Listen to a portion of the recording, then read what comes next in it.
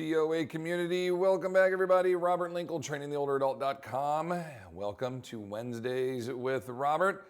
This is episode number 29, and we've got some good stuff to cover today. We're going to do an article review, but really going to talk about a specific strategy in training that a lot of individuals have been asking me about. So I wanted to dive into some research, find some really good information, in particular one article that I think will really answer a lot of questions for everybody, and be able to have a discussion from there.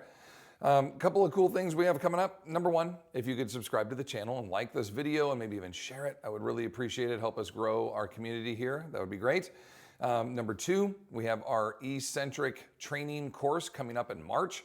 So you want to mark your calendars for that. I think it's the third Saturday in March, something like that is going to be coming up. That's awesome. It's going to have programming plus some very good information included in there on how to train your older adults with eccentric training, different strategies, 3 different types of eccentric training. Anyway, we'll get into all that good stuff.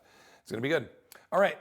In this particular article, we go to Personal Trainer Quarterly, Volume 9, Issue 1. This is from March of 2022. So a couple of years ago.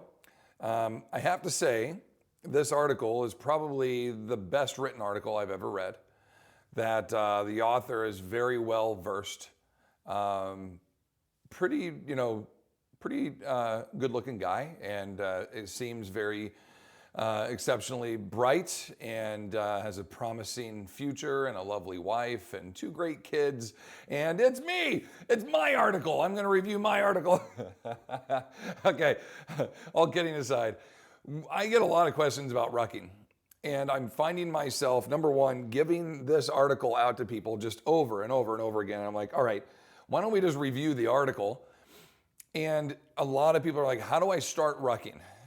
So I've made videos of what rucking is and what rucking gear I use, but we haven't made a video yet on like, here's how you start rucking. So instead of just me saying it, I wanted to give you the article that kind of outlines all that, right? So let's dive into that review.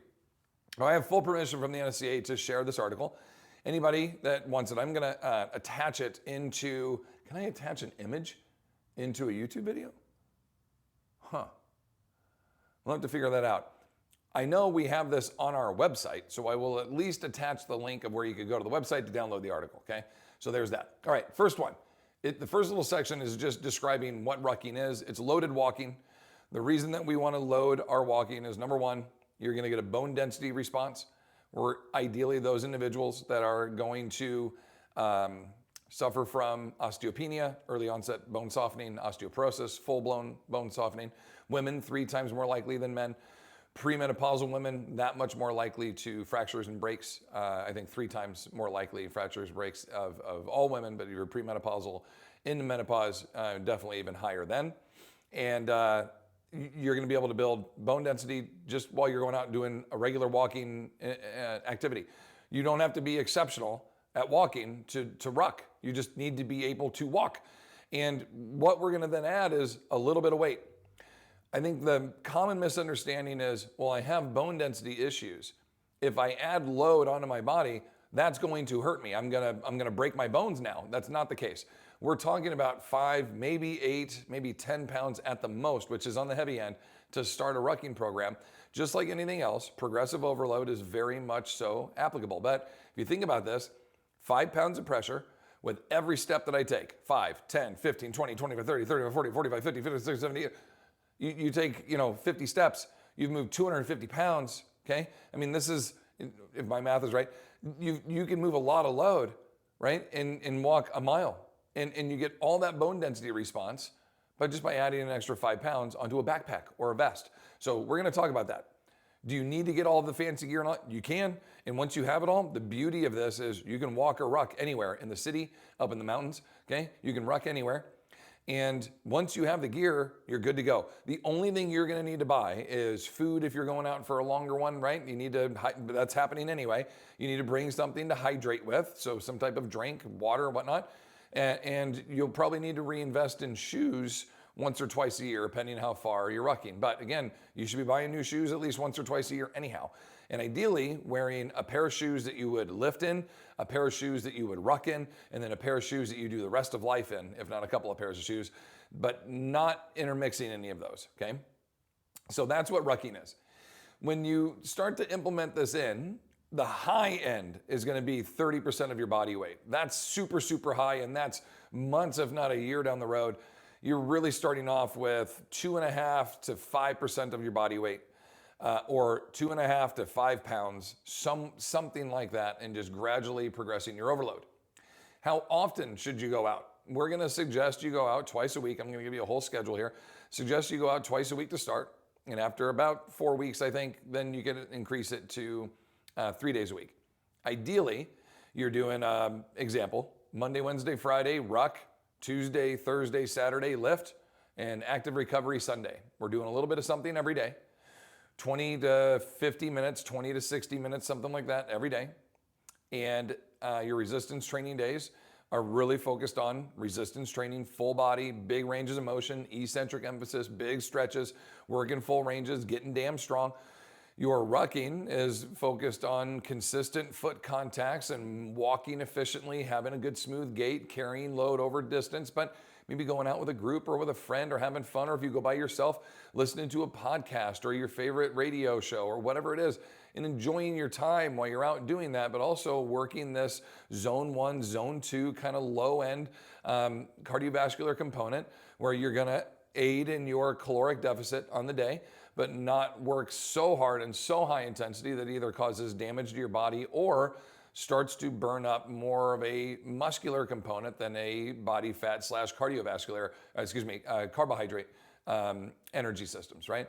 So that's where the beauty of zone 1, zone 2 kind of come in is, yeah, I can work at kind of a low end capacity and work at a consistent ability where I can have a conversation, but it's a little laborious.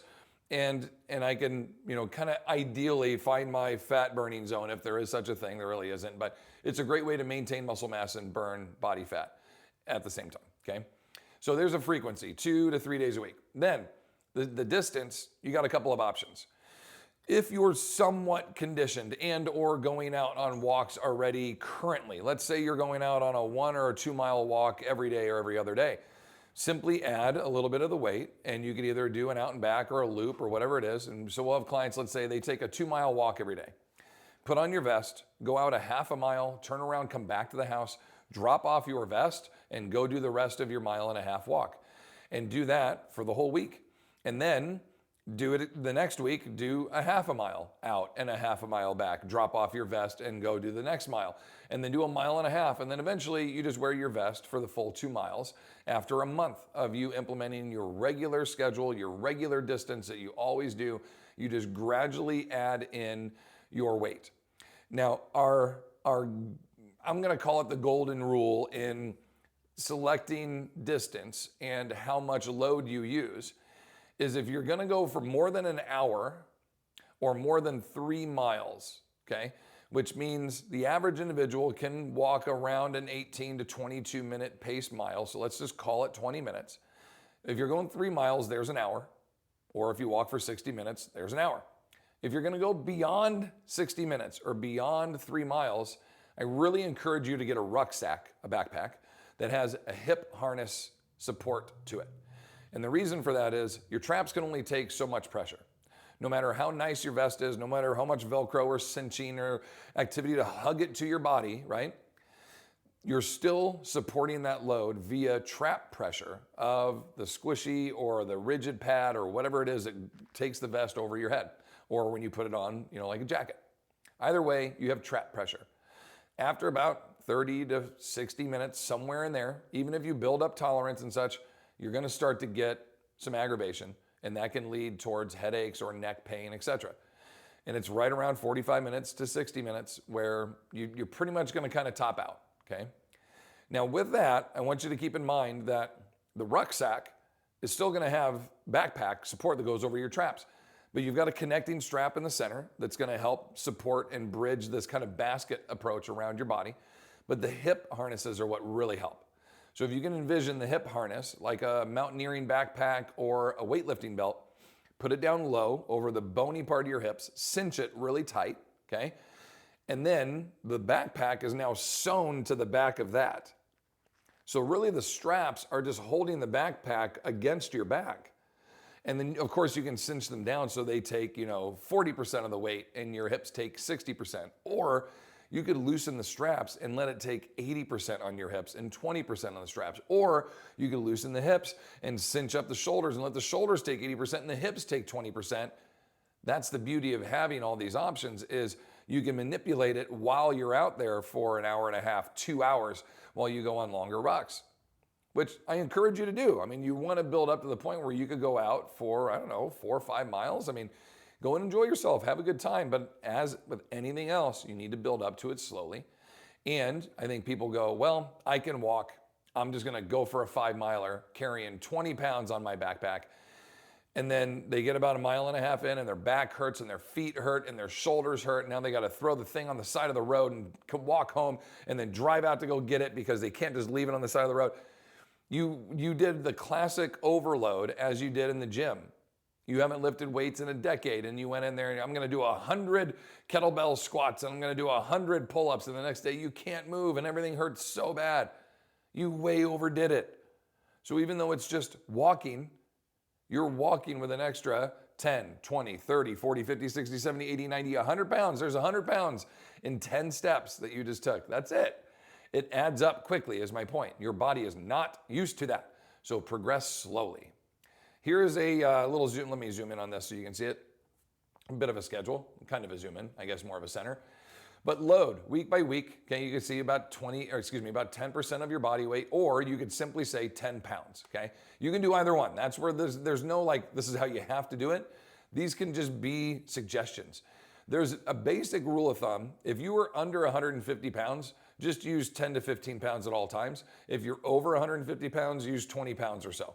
Okay, that's just kind of a blanket, like 150 down, 150 up. And you can use a little less weight and use a little more weight, okay? Just general rule of thumb. But I kind of like the body percentage. I think that works well because I could build up to 20% of my body weight, and that's pretty damn challenging. But 10% is just a right on, like good, consistent load for me on the regular basis. 12.5% is like perfect, okay? So week 1, I'm gonna do 2 sessions. I'm gonna go out for about a mile. That's a mile out, or half mile out, half mile back, something like that. And I'm gonna carry 10%. And then I'm gonna wait 48 hours. So let's say I did that on Tuesday. So here comes Thursday, I'm gonna do it again. And there's my 2 rucks for the week, that's it. And I'm gonna do that all the way till week 6. Everybody see that? Week 6, I am now doing 15 to 20% of my body weight, still 2 sessions, 48 hours apart, but I'm doing 2 miles. I've built up to 2 miles and I'm seeking hills. I wanna find some hills to go up and down. The following week, week 7, I'm gonna go with my 20%, but I'm gonna do 3 sessions a week. And I'm also increasing to 3 miles every time I go out. Now, 3 to 4 miles is pretty high end. And that's like about an hour is kind of where we wanna find like a regular, consistent, I can go out 2 to 3 times a week and do about an hour of rucking, and that's great. So this should be around 3 miles. If you start getting fast, you start getting, down to 17s or 16s or something, you might get closer to 4 miles, right? I mean, you can crush it in an hour and have a great workout and carry a bit of weight and you're good, okay? And so we're gonna stick with those 3 sessions, so Monday, Wednesday, Friday, or something along those lines. And you've got some weight variables. You see it changing from 20 to 25. Then week 11, we try 30 one time, then we go back to 25. You're seeking some hills. We're doing some different variables in there. We're just having fun. There's no one way to do this. There's no the right way to do this. There is a wrong way to do it. You do too much too soon. You progress too quickly. Under progressing in this case isn't really a bad thing. So if you're like, you know what, a mile is too much for me, I'm just gonna do a half a mile, that's fine. Be cognizant, listen to your body, and progress accordingly, okay? I cannot stress that enough because everybody just wants to, I'm gonna throw 60 pounds on my back and I'm gonna go, and their traps hurt so bad, and it's like, well, you're already 3 miles out. What are you gonna do now? Are you gonna quit? You're gonna make me go all the way back and then come back and get you in the car? Like, it can become a mess, okay, is my point. So just start small, build up gradually. All right, one other quick thing. you don't have to go by distance. Sometimes that can be even more daunting. Like, I have to get my 2 miles in today. You could always just say, I'm going to go for 30 minutes, and whatever I get, I get. If I'm fast, I go further. If I'm slow, it's okay. But either way, I did 30 minutes. Okay. You could always go with a route like that too. But this gives you some direction. And you see the schedule down at the bottom. There's our ruck on Sunday. We're going to do our rest and recovery. Monday, we're lifting, doing some mobility work. Tuesday, we're going to ruck. Wednesday, we're going to do our mobility work. Thursday, we're going to do some full body training. Friday, we're going to rest again. And then Saturday, we're going to do a ruck and some mobility work. That's our 2 days a week training cycle. Now, when you get to week 7 and it bumps to 3 days, here's kind of a regular training schedule. Once you've built up now, and this is what you'll do on a regular basis. For example, Sunday's our rest day.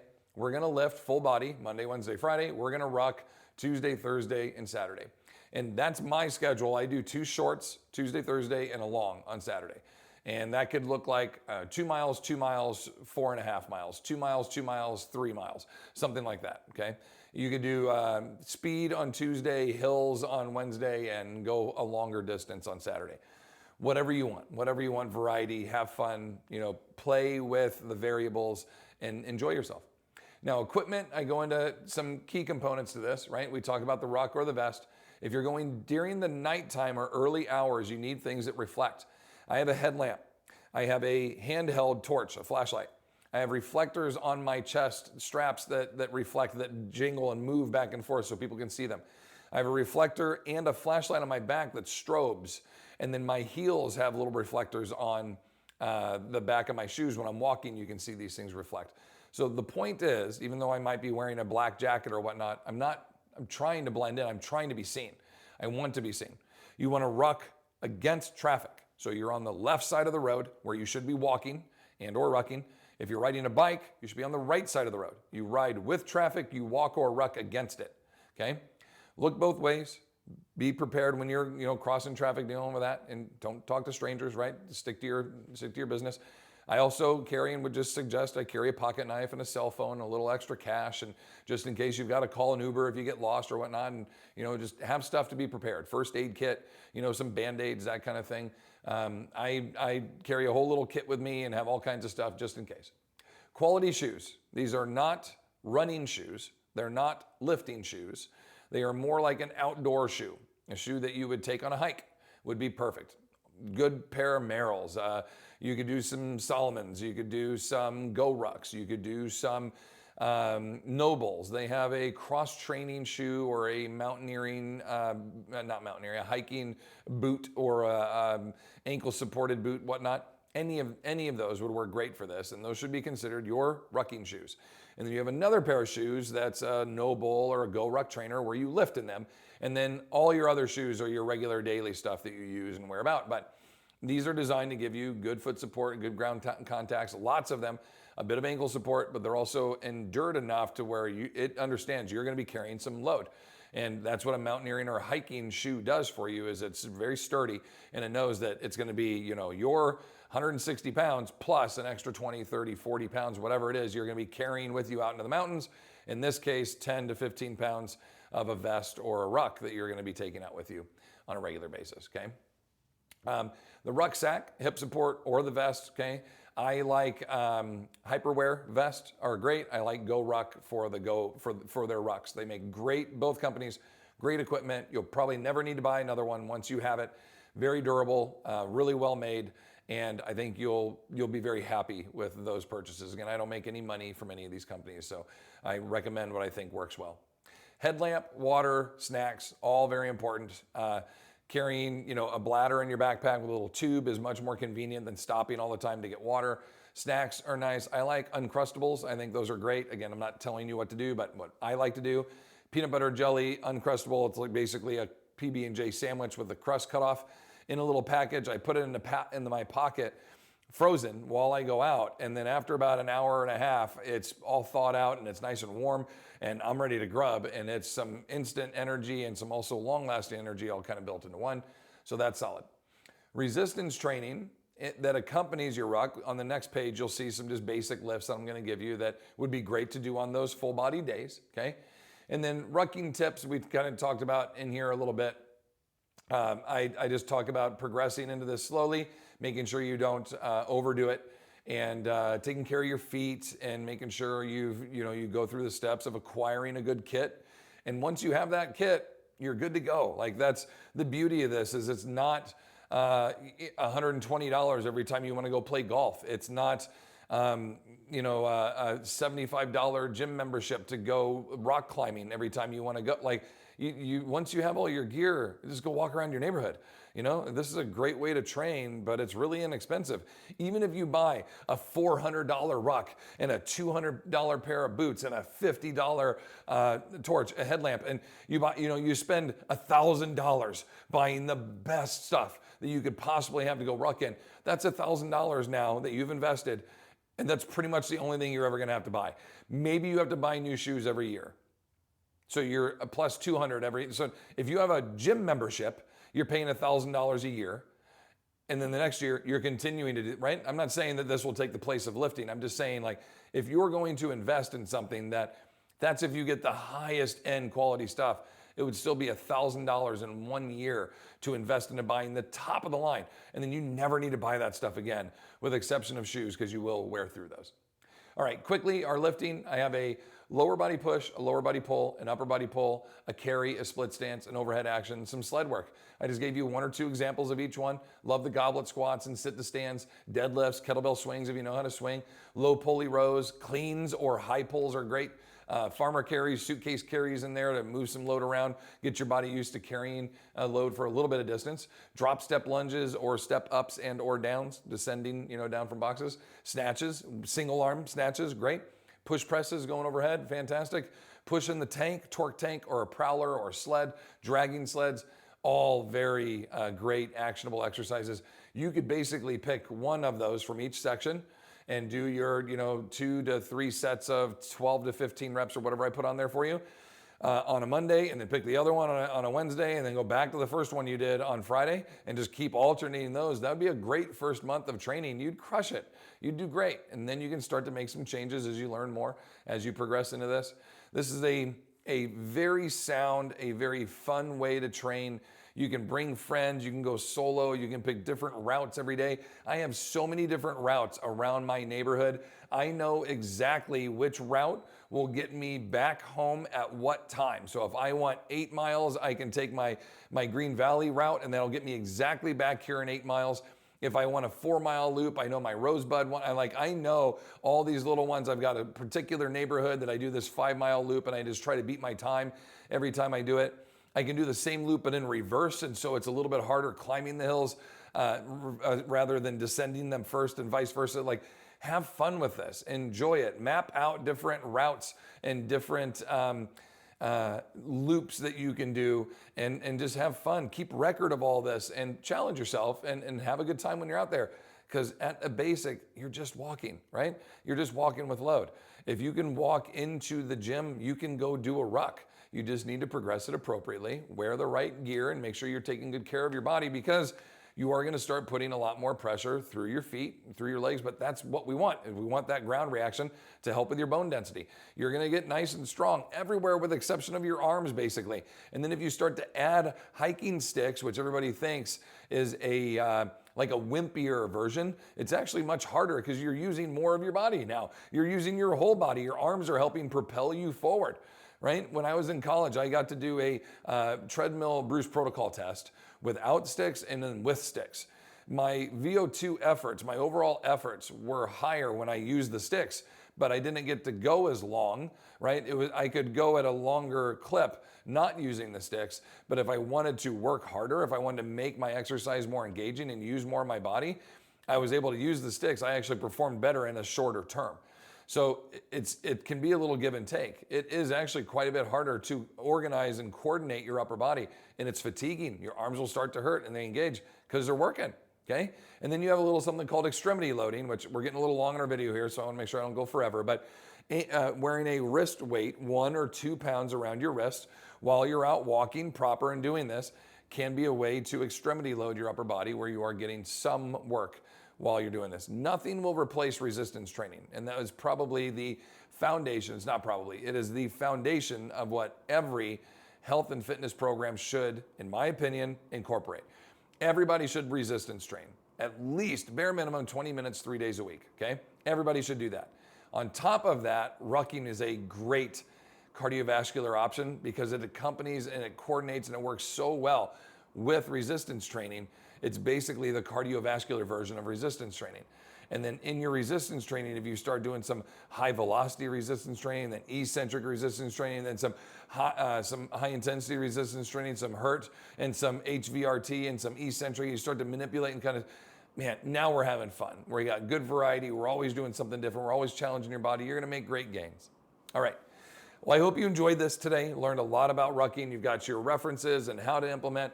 Please be safe. If you have questions, hit me up down below. I'm happy to have a conversation with you down there.